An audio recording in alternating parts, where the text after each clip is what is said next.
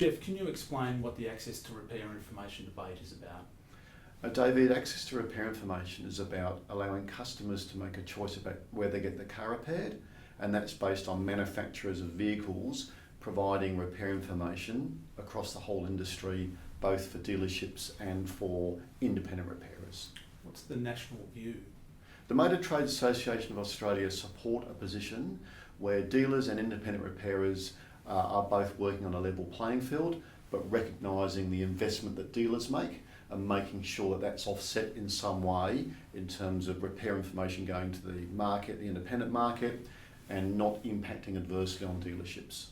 What's the overseas situation? North America, UK, Europe more broadly, there's been big breakthroughs in access to repair information where manufacturers through codes and legislation have really enabled the supply of repair information to the broader market.